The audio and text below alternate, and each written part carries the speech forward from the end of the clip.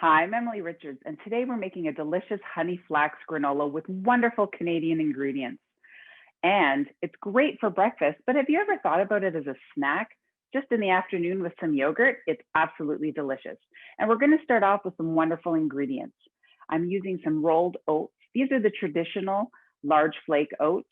I'm also using two great ingredients, flax ground and flax seed. That's really going to bump up our fiber here and give us a wonderful texture.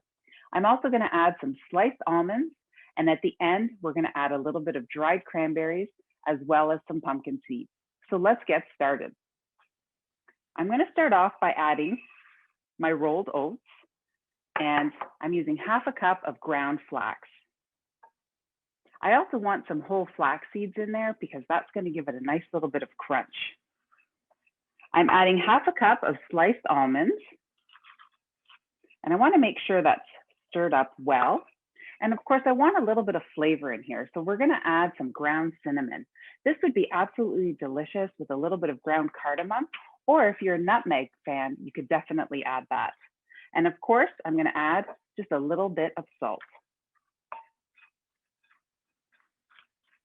So let's get our wet ingredients together. And here, not only are we adding a little bit of sweetness and flavor, we're also adding some wonderful canola oil in to give us that nice crisp texture. So I'm gonna start off with some honey. And this can be your delicious local honey, has a little bit of wildflower in it, or if you want something a little bit stronger, you can be the judge of that. So I'm just using about 1/3 of a cup of honey. And then I'm also gonna use the same amount of canola oil. And canola works really well here because we have a neutral oil and we really want the flavor and the texture of the flax and the honey to come through beautifully. I'm also adding just a touch of milk and I'm going to whisk that together.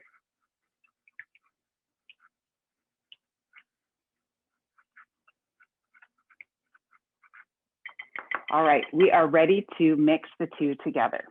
Now, before I go any further, you definitely want to make sure that you have your baking sheet ready with some parchment paper. That parchment paper is really going to help when we go to stir it halfway through while it's baking. So in goes our canola and honey mixture with that little bit of milk.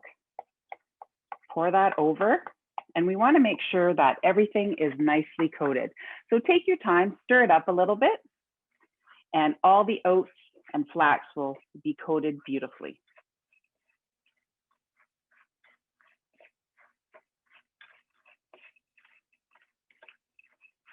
All right, now it's ready to hit that baking sheet. And we want to make sure that it's on a nice single layer. So spread it out as best you can to coat the whole baking sheet. There we are. I can smell that honey. It's absolutely delicious. And you can see how that ground flax sticks beautifully because of the honey and the canola mixture onto the oats. There we are. I'm just going to make sure I get the rest off my spoon. And I have my oven heated at 300 degrees, ready for this wonderful pan. I can't wait to show you what it looks like.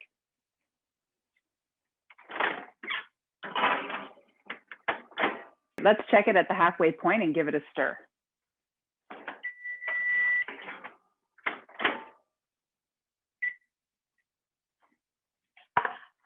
There we are. So you can see it's got a nice kind of light golden color, and definitely seeing that honey do its magic and sticking everything together. So we just want to stir it so that those edges come into the center and we make sure that it's a nice even golden brown, and then be sure to spread it back out. And then it's going to go back into the oven for about another 10 minutes so that it crisps up a bit more and becomes a little bit more golden.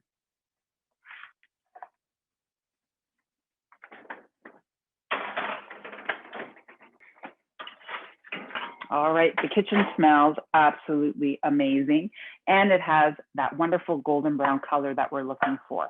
So you can give it another stir, and this is when we're going to add those pumpkin seeds and dried cranberries. So we're going to get a nice added crunch and a little bit of sweetness from these cranberries as well. You could use other dried fruit, and the important part is that you add it at the end so that it doesn't kind of overcook, but it will warm through and transfer some of those flavors as the granola is cooling.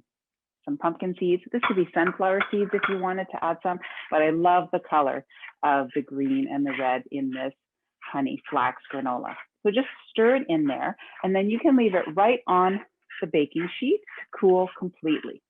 Okay? So I'm gonna leave that and spread it all out. You can see how gorgeous the color is with all the red and the green. Can't wait to dig in. This is perfect. Once it's completely cooled, you just want to grab yourself a resealable jar or airtight container. And what you can do is pack it up and keep it at room temperature. Make sure it's visible so that people can help themselves. The other great thing you can do is pack it up in a mason jar or any other decorative jar and pass it along as a gift, maybe a hostess gift or a porch drop off to someone who's not feeling well.